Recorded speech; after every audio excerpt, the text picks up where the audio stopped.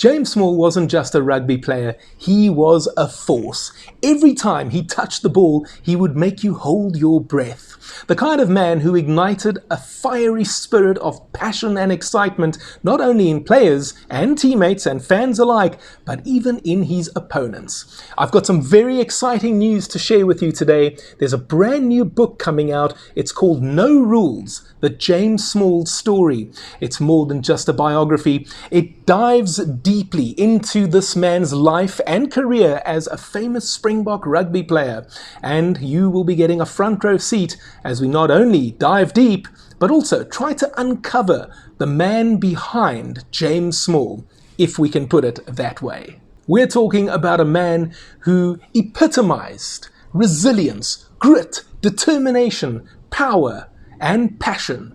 And that is what you can expect in this episode. So firstly, let me tell you that the link to the book is in the description area below.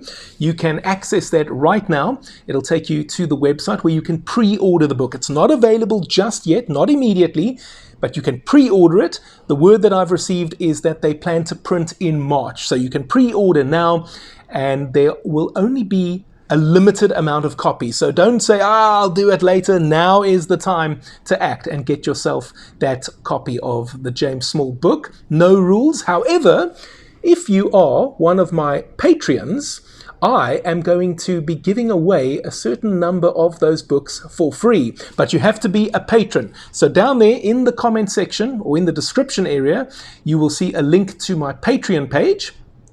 And if you go there, you will have the opportunity to sign up as a patron. It starts from as little as $5 per month. And if you are one of my patrons, I will be giving away a few copies of the James Small book. So I strongly suggest that you sign up. Now, the book will be full of anecdotes and personal stories from James's teammates, as well as other people who knew him well, including Japie Mulder, who shares quite an hilarious story about how he had well-worn boots, and James looked at them and said, "There's no ways that you are playing in those," although he used more colourful language, and James then gave him a pair of his own boots, which was a really, really nice touch. Just showed what a great heart the man had. There's also a funny story about James shouting and swearing at Johan Ackerman during a Springbok match, believe it or not. And in the lift at the hotel afterwards, let's just say that Ackerman attempted to get even with James, and it actually ends with James in tears. Another great story. Now remember, James made his name playing for the old Transvaal, as well as Natal, who then later became the Sharks. He also turned out for Western Province and the Stormers briefly, before returning to Johannesburg with the Golden Lions. It was a memorable career. Springbok fans obviously love this man, but at a provincial level, James was able to win the Currie Cup 3 years in a row, 1995 and 96 with the Sharks, and then in 1997 with Western Province. And if I may share a personal story with you here, I want to tell you something. James Small was my favorite Springbok in those days. He was my hero.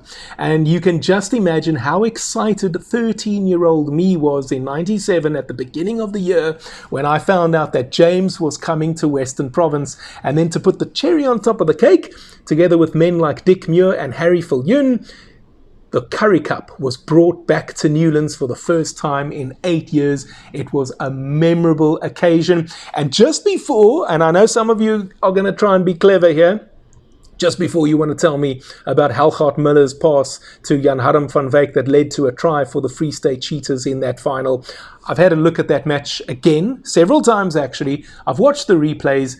The pass was indeed forward. However, I will say this, it wasn't massively forward, and I think you have to give credit to the referee on the day. I think it was Andre Watson, who looked at that and adjudged it to be forward.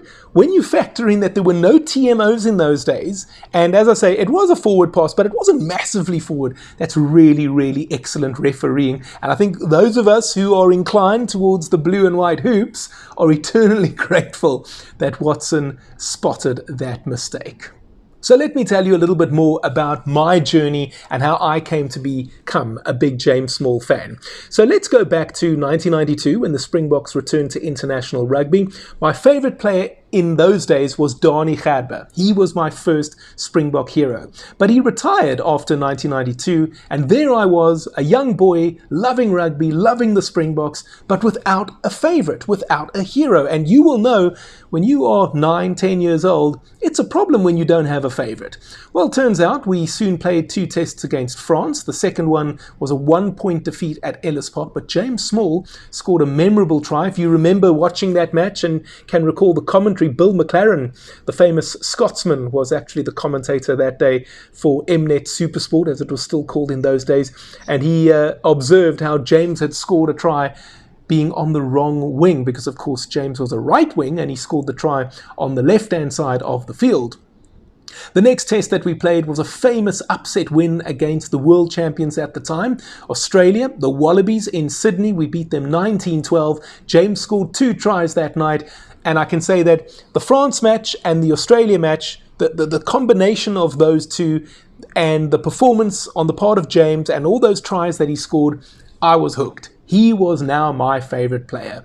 And I think there were so many special memories, all the tries, and yes, he wasn't as prolific towards the end of his career, but I was really, really delighted for him when in 1997 he was able to score what was his 20th try for the Springboks. And at the time, that was the national record. No one had scored more tries than that. And interestingly enough, it was Dani Gerber's record that Small overtook that day at Murrayfield.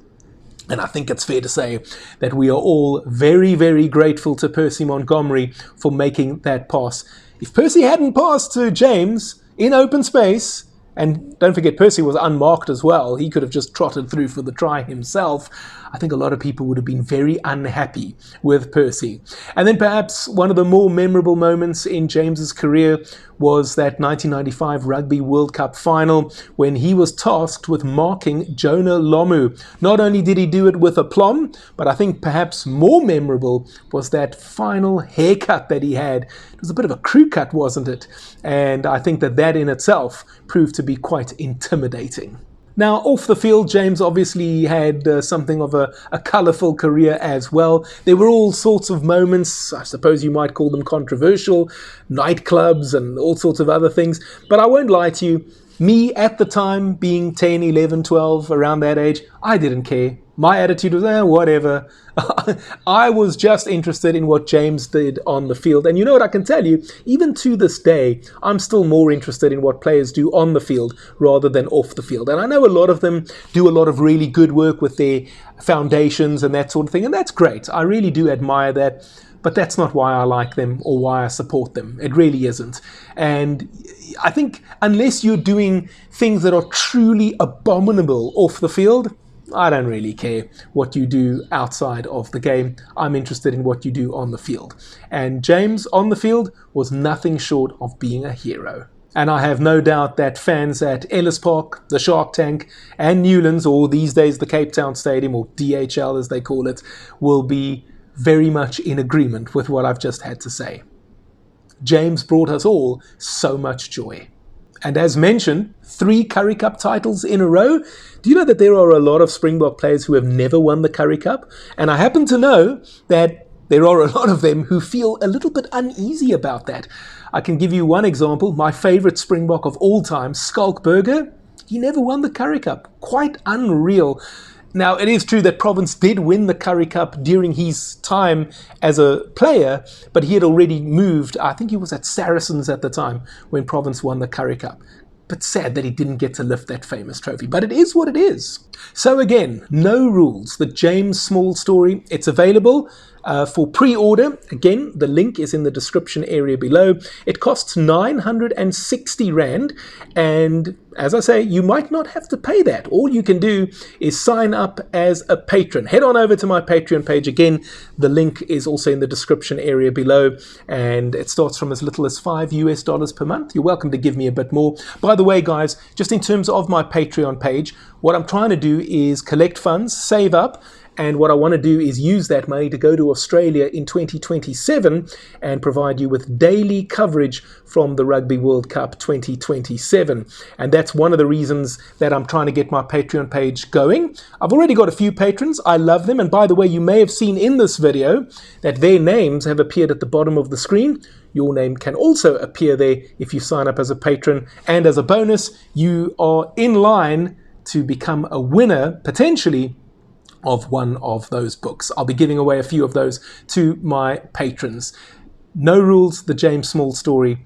That is how you can become a winner, or as I say, you can go ahead and pre-order it right now.